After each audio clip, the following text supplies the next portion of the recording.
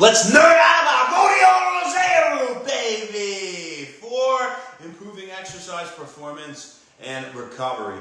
What is the truth? Happy When Wellness Nerd Out time. This is what we got for you today. Our human clinical trials showing the effects of Rhodiola rosea supplementation, again, on exercise performance and recovery in humans, keyword. We have a lot of animal studies, we've had all sorts of things, but we haven't had a lot of good evidence in humans, but the current research may be promising. Let's talk about it. So what is Rhodiola rosea root? Well, it's a perennial herb. How you guys doing? Thanks for tuning in. We'll see in a second. I think I see Crystal on there. And always sleepy. What's up, my brother? How you doing? Rhodiola rosea root, perennial herb, probably best known for its adaptogenic qualities and ability to reduce fatigue. Adaptogenic meaning adaptogen, right? Referring to a plant or herb's ability to reduce stress and anxiety, help your body better deal with stress. Okay, so best known for that. Now, this meta-analysis examined 10 human clinical trials. 7 of them were randomized controlled trials. They had participants anywhere ranging from 19 to 30 years old, and there were anywhere from 10 to 48 different participants in each study. Again, there's a meta-analysis of 10 of them from Examine. If you want the link, I'll send it to you. But here's the good gist of it, right? So they had them do different types of exercise. They had endurance training. They had resistance training, right, with these exercise tests. And they ranged from short-term to more long-term tests in the effects of Rhodiola rosea root and its ability to reduce fatigue and to promote recovery and improve exercise performance. So the more short-term ones were anywhere from an hour to 3 days. The longer term, which it was split half and half, short-term, long-term between the 10 trials, lasted anywhere from 1 to 5 weeks. Okay, and there were varying degrees of exercise experience among the participants. So we have anywhere from novice to avid lifters being tested here. Now, in terms of the dosage, they took anywhere from 170 milligrams to 1,500 milligrams, so a pretty wide dosage range there over the 10 studies of Rhodiola rosea root in a day. And the types of extracts varied as well, which we're going to get back to is very important. Okay, so what did they find? How did they measure, right, exercise performance and recovery? Various outcomes. They used to measure. They looked at inflammation. They looked at power output. They looked at endurance, things like that, right? So what did they find with Rhodiola rosea root? Well, the results showed that compared to placebo, the group that had taken Rhodiola rosea root had reduced pain, muscle damage, and perceived exertion compared to placebo, again, did the Rhodiola rosea group. And they had increased power output and antioxidant capacity. Now, very fascinatingly, inflammatory markers were unaffected. Now, it's really interesting because generally you look at adaptogens and you look at these herbs and they're supposed to be anti-inflammatory as well, right? You know, the benefit that comes with their supplementation, okay? So you have to understand a few things here. What is muscle damage, right? Well, they measured, how the hell did they measure that?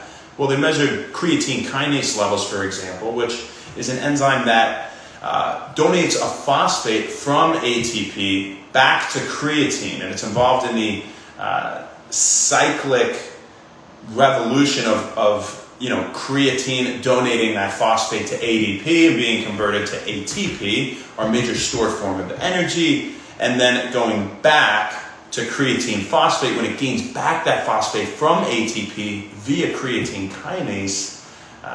Phosphocreatine, another stored form of energy, right? In this cycle, we have ATP, then ADP. We have phosphocreatine, and then we have, or creatine phosphate, you could say, and then we don't, right? Because it gave away its phosphate to ADP. So that's kind of what they measured. How do you get high levels of creatine kinase in general?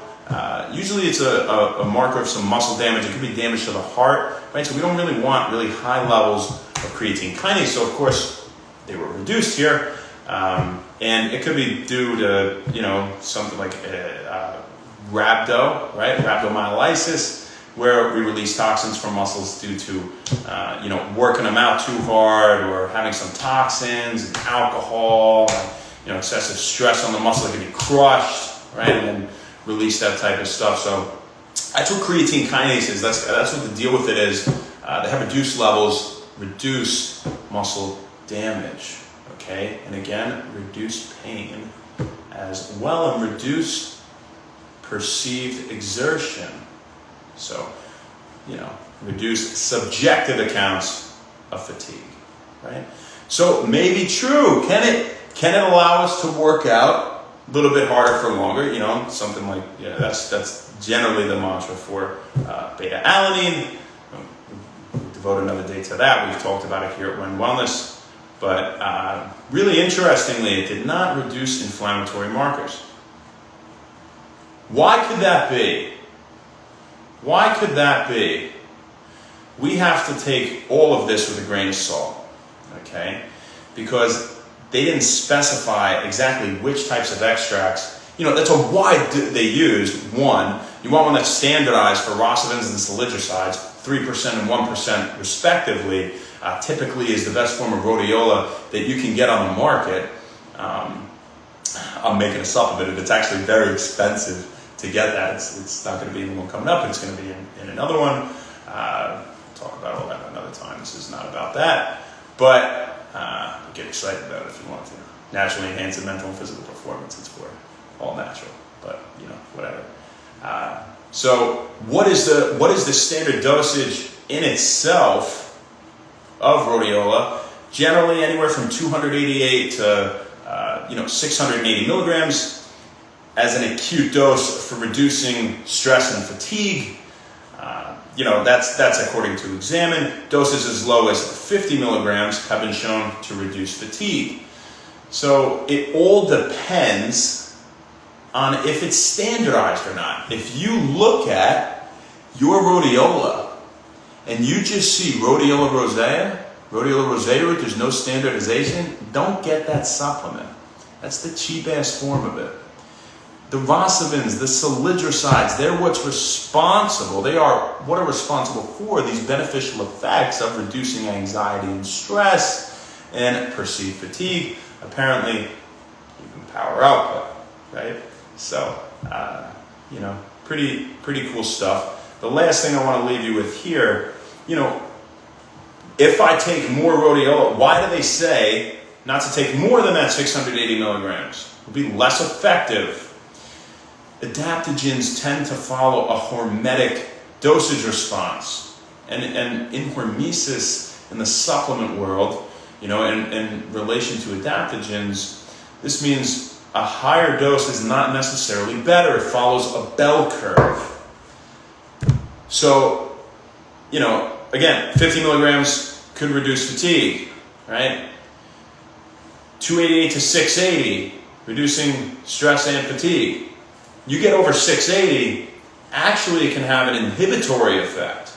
Hormesis says lower dose up to some threshold has a stimulatory positive effect, and when we get too high and past that, and the further we go, the greater an inhibitory effect it actually has for its purpose.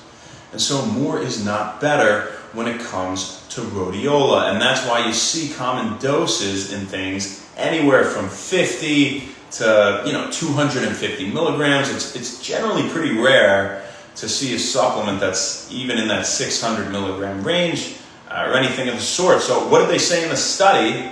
Well, they said the doses were anywhere from 170 milligrams to 1500 milligrams in a day. 1500, it's more than double the high end at the 680. 12, 13, 60, right? So obviously, maybe that wouldn't be great, right? You're getting an inhibitory effect now. And so when you average all these things together, maybe we're not getting a true reflection of the benefits of rhodiola if taken in the correct dosage and in its purest form, standardized form, again, 3% rosivins, 1% salidrosides. So that's what we got for you guys today. But if you get a good form of it, it should improve antioxidant capacity, power output, reduce perceived levels of exertion and fatigue, reduce pain, and even muscle damage. So pretty cool stuff. Hope you guys enjoyed that. I really did. I love this shit. Let's see who we got on here.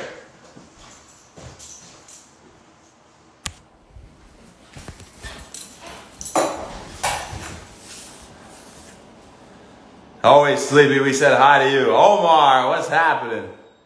Marky Mark, Wegman, what's going on? And Crystal, you guys have a fantastic rest of your night. That's all we got for you, but we'll definitely see you tomorrow. We see you every day. Happy when wellness. Enjoy your night.